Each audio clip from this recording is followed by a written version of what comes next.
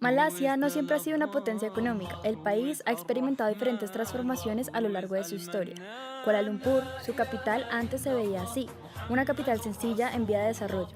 Durante el primer milenio, la península pasó de un predominio hinduista y budista a un islamista, lo cual influyó estéticamente en su arquitectura, costumbres y su manera de ver y mostrarse al mundo. Malasia además presentó una fuerte presencia europea, siendo conquistada primero por los portugueses, luego los holandeses y por último los británicos. Ahora le llegaba el turno a una potencia bélica de Oriente, Japón. La invasión japonesa comenzó el 8 de diciembre de 1941, al día siguiente al ataque de Pearl Harbor. Las influencias culturales de China e India dejaron su marca al comenzar a crecer el comercio. Comenzó con esos países y con ello aumentó la inmigración a Malasia. Otras culturas que han influido en gran medida la cultura malaya son la persa, árabe y británica. Antes de su independencia, Malasia era un país selvático, no desarrollado. Las primeras personas que vivieron en la península fueron tribus indígenas que aún subsisten, que fueron seguidos por los malayos, que emigraron a esta región desde el continente asiático en la antigüedad. Las principales actividades económicas de la región eran la pesca y la agricultura, enfocada en la producción de arroz, té y caucho. Esta última era la más importante. Lo extraen, lo procesan y lo comercializan.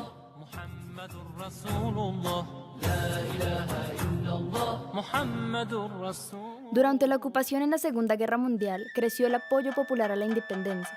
Las relaciones con los japoneses fueron penosas, principalmente para los habitantes chinos, que fueron expropiados, discriminados y exterminados.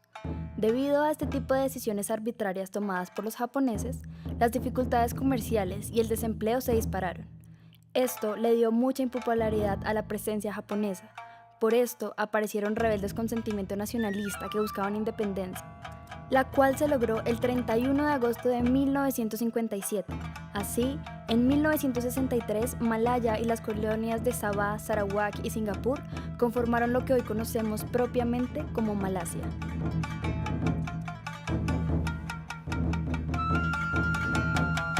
Por lo tanto, es importante resaltar que Malasia se constituyó como una nación hace muy poco tiempo. Pero entonces, ¿cómo fue que Malasia pasó de ser un país no desarrollado a una potencia económica con este tipo de rascacielos? Entre los años 1980 y mediados de 1990 se logró un importante desarrollo económico pasando de lo agrícola a lo industrial. Bajo el gobierno de Mahathir bin Mohamad se dio este gran salto económico. Sin embargo, Malasia fue severamente criticada durante la crisis por la comunidad financiera internacional. Aunque la retórica y las políticas de derechos humanos del primer ministro Mohamad dejaron a menudo bastante que desear, muchas de sus políticas económicas fueron un éxito. Este cambio se atribuye a gran parte a que Malasia decidió no seguir los parámetros del Fondo Monetario Internacional. Esto permitió que Malasia se ubicara dentro de las potencias económicas mundiales. Como símbolo representativo de este crecimiento económico se construyeron las imponentes Torres Petronas.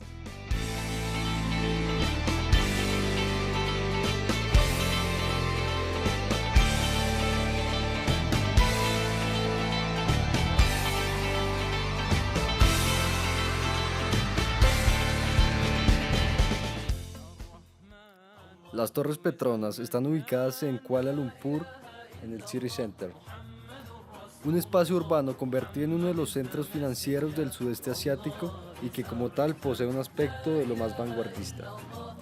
Allí se elevan otras construcciones contemporáneas de gran valor, como la llamada Tercera Torre Petrona, la torre de telecomunicaciones cuya forma parece una gigantesca columna. Es decir, allí están presentes algunas de las propuestas arquitectónicas más recientes y prestigiosas, así como edificios de grandes creadores de hoy en día como Norman Foster, que realizó aquí su obra Troika. El Kuala Lumpur City Center es el centro de la ciudad o antes conocido como Área Central de Planificación de Kuala Lumpur. El terreno cubre 1.803 hectáreas y está limitado por las importantes carreteras de Alantun Razak del este al norte, carretera de Mahameru al oeste y la carretera media del Anillo 1 al sur. La zona cubre las colinas de Bukit Nanas, Bukit Selian, Bukit Tunku y los valles del río Sungai Klang y Sungai Gombak. Los alrededores de las Torres Petronas cuentan con diferentes hoteles con bares en su último piso, para poder apreciar desde las alturas esta magnífica función que constituye, por derecho propio, uno de los imperdibles de la capital. Adicionalmente, enseguida se encuentra el KLLC Park, otro de los grandes atractivos de esta capital.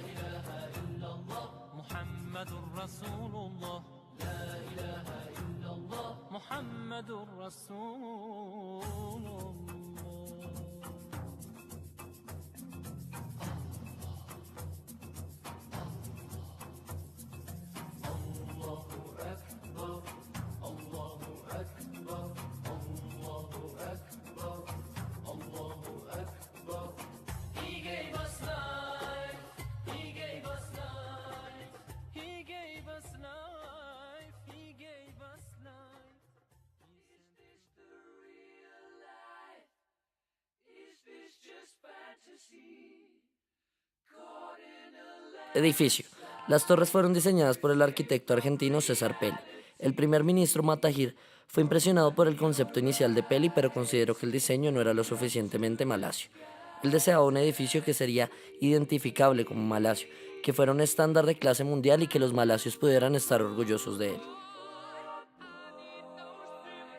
Al comienzo Pelli tuvo problemas para entender a qué se refería cuando decía originalmente malasio, hasta que descubrió que malasio significaba islámico. Con este entendimiento comenzó a estudiar todo tipo de arte islámico, el cual censura la representación de gente, usando una vez símbolos y signos geométricos.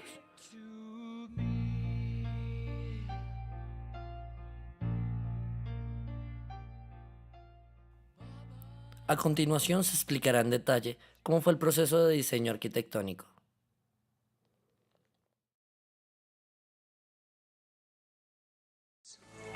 Su idea consistía en un plano basado en dos cuadrados entrelazados. En el simbolismo islámico esto representa orden y armonía. Finalmente el primer ministro estaba feliz, pero César Pelli aún tenía un problema. El diseño no proporcionaba el espacio que necesitaban. ¿Cómo podía cumplir con las instrucciones y con el primer ministro? Las Petronas estaban en un punto muerto en la etapa de diseño. Finalmente, después de 8 meses de un proceso agotador, el arquitecto César Pelli elaboró un plan que agradó a todos. Adornó el plano con ondas semicirculares, aumentando el espacio sin destruir el simbolismo subyacente. Tenían el diseño, ahora tenían que convertirlo en realidad. Espacios. La superficie de las torres ocupan 341.760 metros cuadrados del terreno, que en construcción son aprovechados con un área de 427.500 metros de uso mixto, que incluyen áreas de comercio, entretenimiento, restaurantes, oficinas, un museo, galerías, un salón de conciertos y un parqueadero de hasta 5.000 carros. Base. En su base estos rascacielos están conectados por un edificio de 6 plantas, que además de tiendas y espacios para tiempo libre, acoge el teatro de Diwan Philharmonic Orchestra, una galería de arte, una biblioteca sobre la energía y un centro de investigación científica. Este componente agrega una nota visual de unión entre las dos torres, al igual que la pasarela ubicada entre el piso 41 y 42. El podio superior y los vestíbulos articulan las dos torres. En el interior del proyecto hace hincapié en los materiales y patrones locales. Las paredes de los vestíbulos están acabadas en maderas de Malasia con colores vivos, en algunos casos en combinación con una rejilla de acero, y el patrón del suelo de mármol deriva de un patrón de tejido de pandán. Una pantalla continua de madera da sombra al vestíbulo. En las zonas de tiendas, galerías y pabellones a pie de calle se evoca el camino de 5 pies, característico en las tiendas tradicionales de Malasia.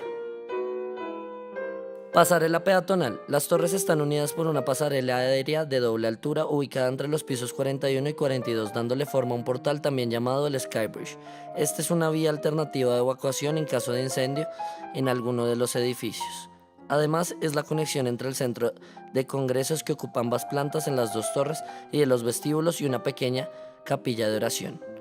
En su interior las torres se encuentran compuestas por oficinas, entre las que se destacan las de la compañía Petronas y la de la sede en Malasia de Microsoft.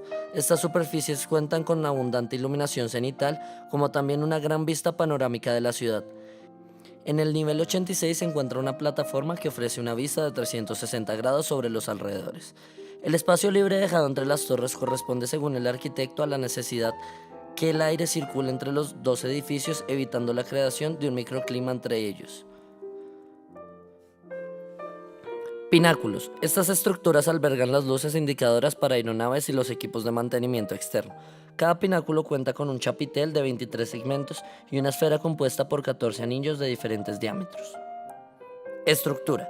La estructura central se basa en un núcleo cuadrado de 23 por 23 metros, básicamente de hormigón armado unido a un anillo perimetral con 16 columnas también de hormigón.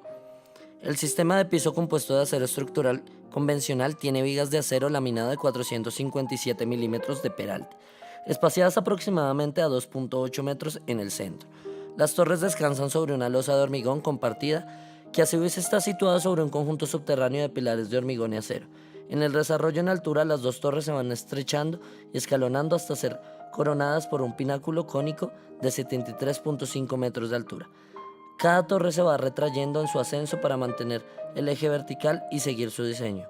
Las paredes de los pisos superiores también están inclinadas hacia adentro para converger en el pináculo. Núcleo central. La estructura totalmente metálica fue desechada en este caso debido a la poca experiencia de los constructores malayos a trabajar con estructuras de acero, al alto coste que representaba su importación y a la necesidad de minimizar las vibraciones en las partes altas de la torre. En su lugar se recurrió a una estructura central de hormigón y forjados realizados con tableros metálicos y relleno de acero. Este fuste central, amplio y cuadrado, se une con el anillo perimetral mediante 4 niveles de riostras de acero, cada una a doble altura. La unión entre estos dos componentes estructurales minimiza el efecto proveniente de las cargas del viento sobre las torres. Estructura exterior. Cada torre en el exterior se forma a partir de un anillo con 16 megacolumnas cilíndricas perimetrales de hormigón reforzado, cada una de las cuales ocupa un ángulo de una estrella, creando una base con un diámetro de 46 metros. Se utilizó un hormigón muy resistente para que los pilares no tuvieran demasiado grosor y permitieran unas torres más esbeltas. La complejidad del perímetro hizo necesario recurrir a un armazón secundario. Las columnas con un diámetro de 2.4 metros están finalmente unidas unas a otras por vigas de arco, reforzadas también de hormigón. Entre cada columna hay una separación de entre 8 y 10 metros que es rellenada con un mega armazón de hormigón armado y acero. Influye en la esbeltez de las torres que solo vea en las fachadas una pequeña parte de las columnas, siendo los 16 pilares perimetrales y el núcleo estructural quienes soportan las cargas laterales. La estructura de hormigón de las torres se construyó al mismo tiempo y con empresas diferentes, una coreana y una japonesa, para de este modo crear competitividad, aunque se terminaron al mismo tiempo. Puente. El puente que une las dos torres está sustentado por un arco de 3 bisagras apoyadas en un enorme cojinete con forma de anillo central en la base. Su diseño estructural, con 58.4 metros de longitud y un span aproximado de 48 metros, tenía la dificultad de tener que acomodar la posible diferencia de movimientos y asentamientos entre una torre y la otra.